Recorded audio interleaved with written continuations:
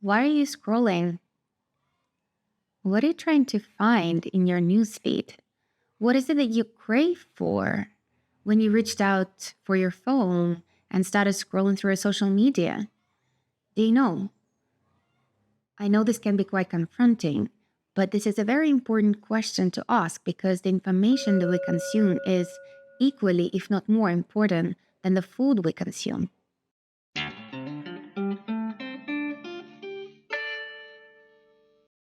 Welcome to Unemergence.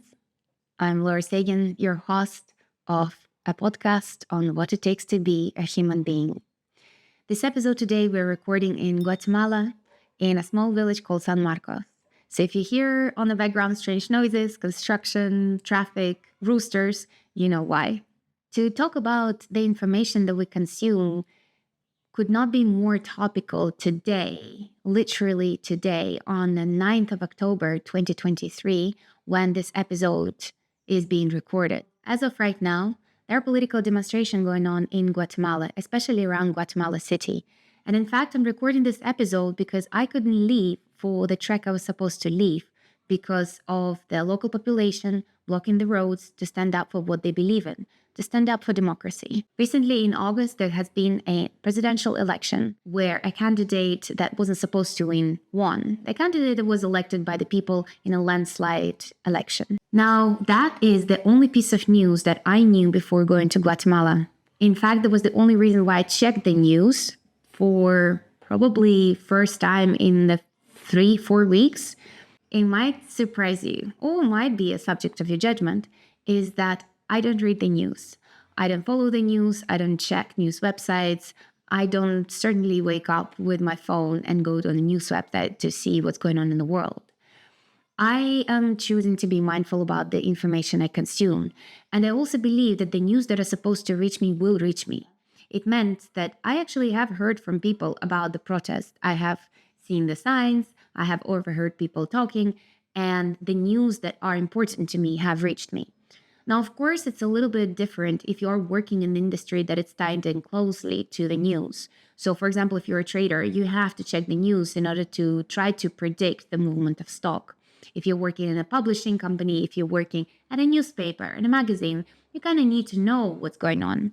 And to be honest with you, I don't envy you because whenever I am on a news website, whenever I have to check the news, for example, before going to a country, just in case to see if there's anything going on that I need to be aware of, I am very mindful about what kind of information I might come across, what kind of information, other than the specific information that I'm looking for, my attention will be hooked onto. Because when I'm checking the news on Guatemala, I would also be exposed to the news in the rest of the world.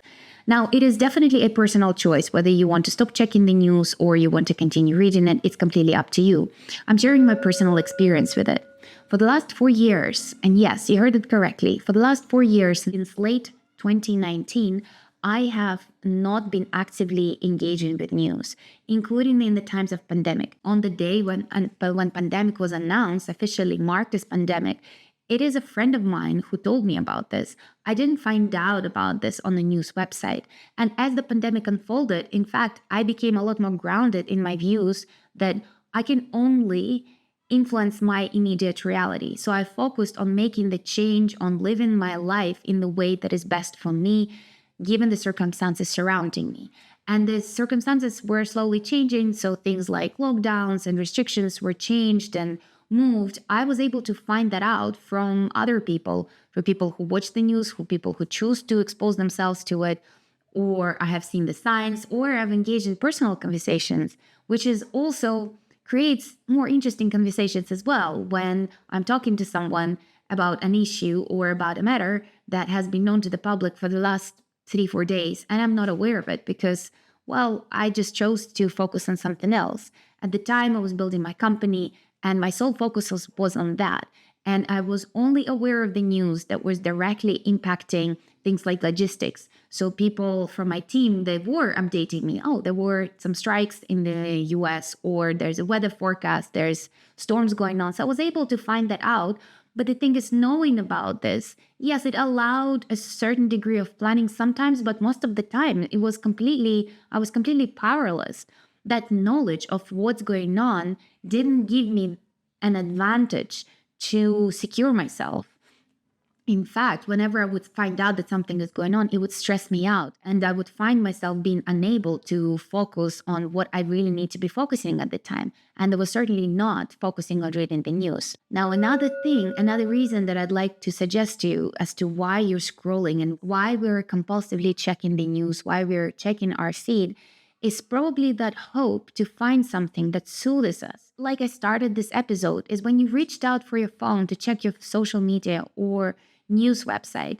We're looking for a certain piece of information, but what we're really looking for is the feeling that piece of information is going to give us. So when we're reaching out for our phone or for opening a news website, we are hoping to get a certain emotion, a certain feeling. But it's really good, it's really useful to be aware that that feeling is probably not going to be available through you checking the news. It's probably going to get worse as a result of you exposing yourself to the information that is so highly unpredictable.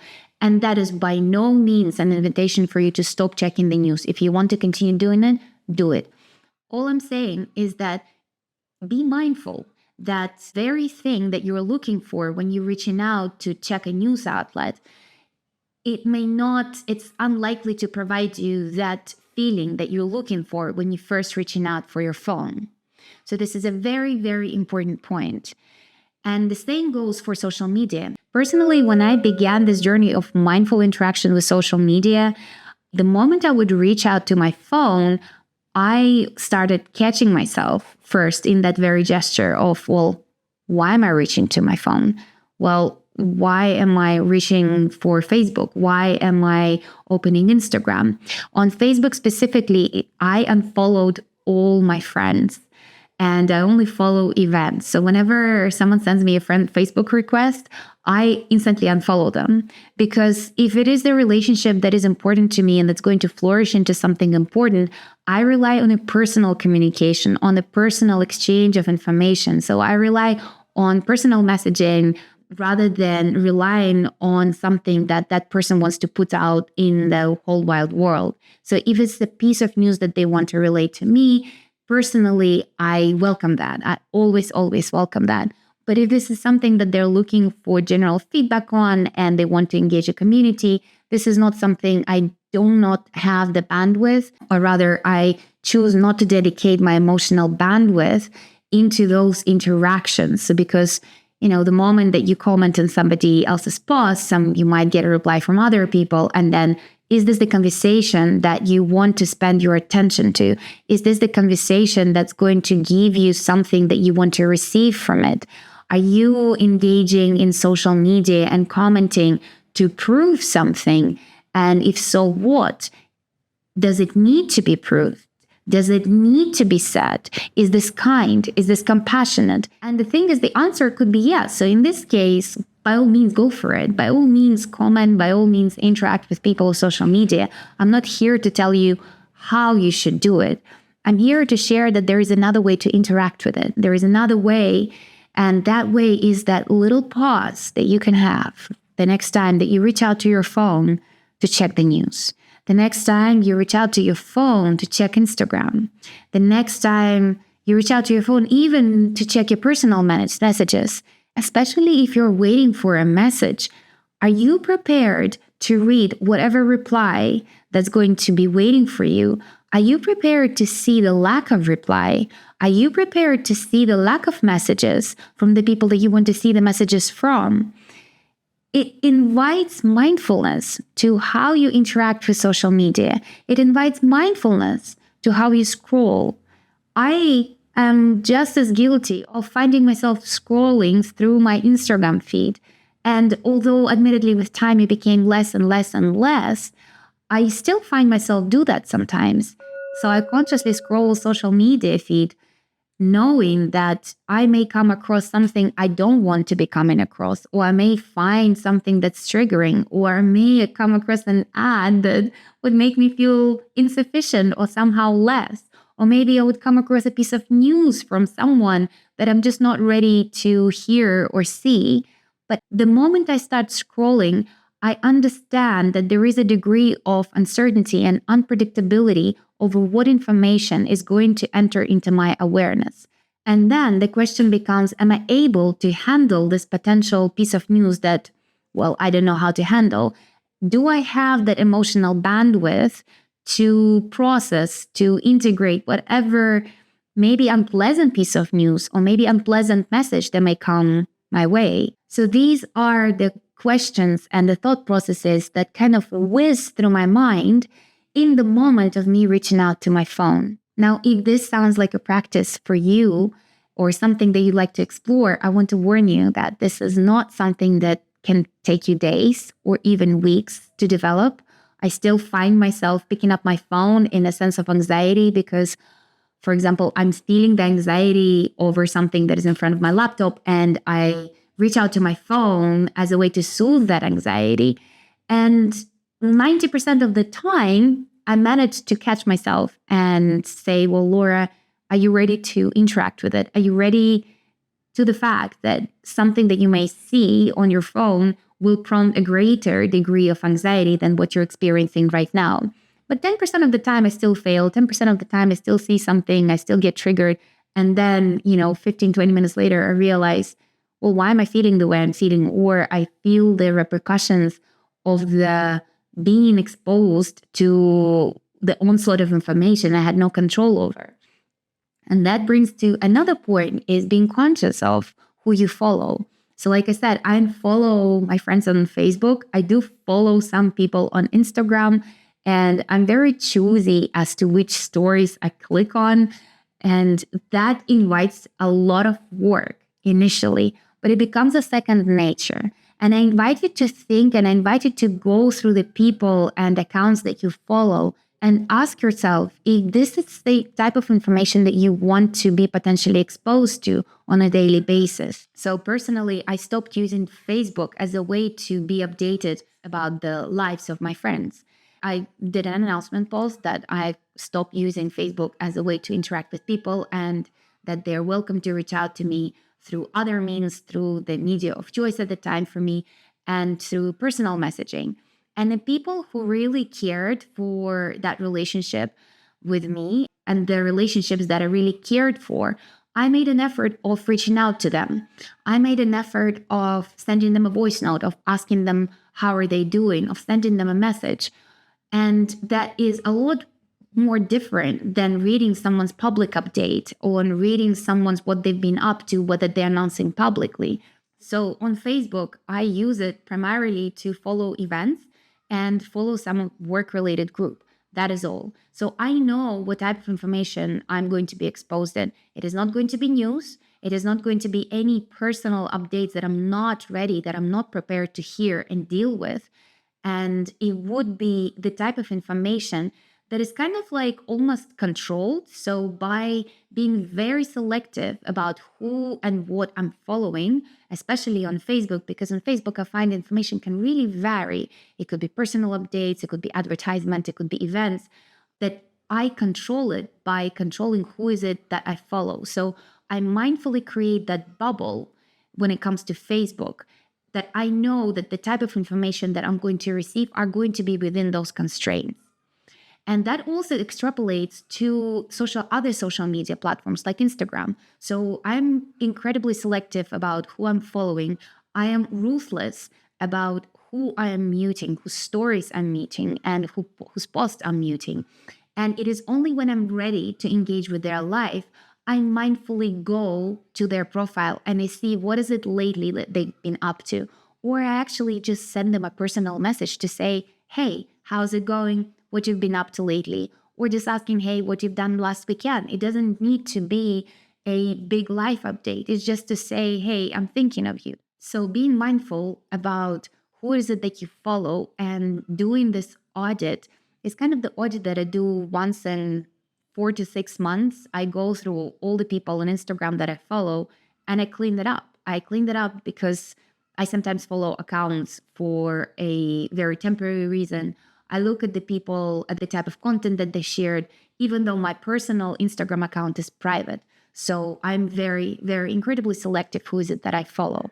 And it doesn't need to be the same for you. You can follow as many accounts as you like, as long as you're approaching it mindfully. And that is a very, very, very important. And the only takeaway I want you to have from today is that if you are consuming information, do so mindfully.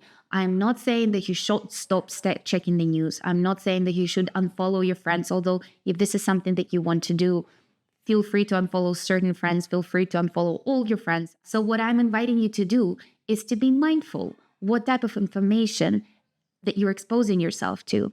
And also, when you're checking for that information, be aware of the feeling that you want to have as a result of checking that information.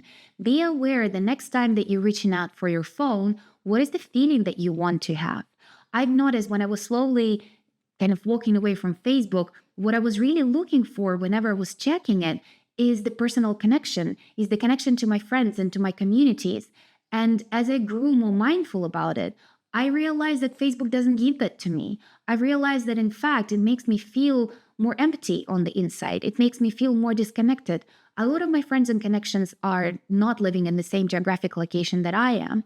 And reading about their experiences and not being part of some of those experiences, it's not like I'm having FOMO, fear of missing out, but it's more like I want to be there physically with them. I also don't want to have that experiencing entering my mind and thinking, how would that be to be part of that? And yes, comparing it to the experiences and the life that I'm having here right now, and being a human, I am comparing myself. I'm comparing my life to the life of others. This is something that I'm slowly working on, and it roots itself in understanding that my life works for me the way that it does. And whenever I still sometimes catch myself comparing myself to somebody else's life, it's something that I'm aware of. And comparing never really helps because it either boosts your ego or it makes it small. In either way, you're not ending up feeling good. Because when you're trying to boost your ego by comparing your life to others, it's almost that you're making others small and you're making yourself big in comparison to them. And isn't it a little bit of a lonely place to be, that if you are better than others, if you're bigger than others, if you are richer than others, you also can start feeling a little bit more alone and outside the communities that you actually want to be a part of.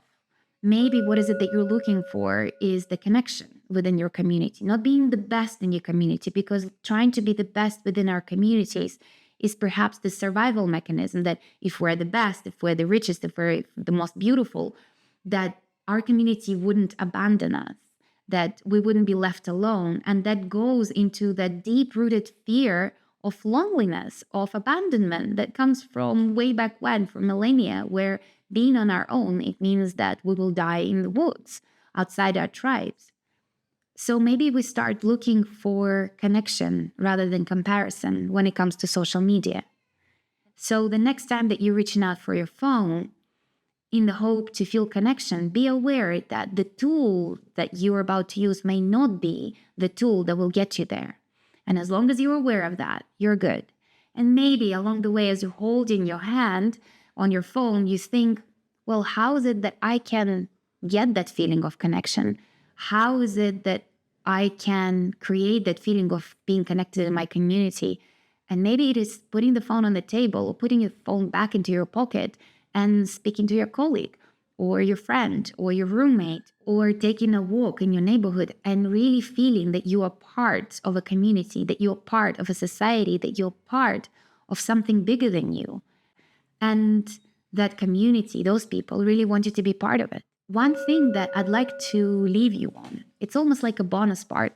And that part is about boredom, because of course, when we're reaching out for our phone, when we're standing in the queue, we're bored. We don't want to be waiting in the queue. We don't want to be wasting our time waiting in the queue. I am guilty as charged with that, because the amount of times that I've checked my phone when I'm standing in the queue because I'm bored, I wouldn't be able to count them.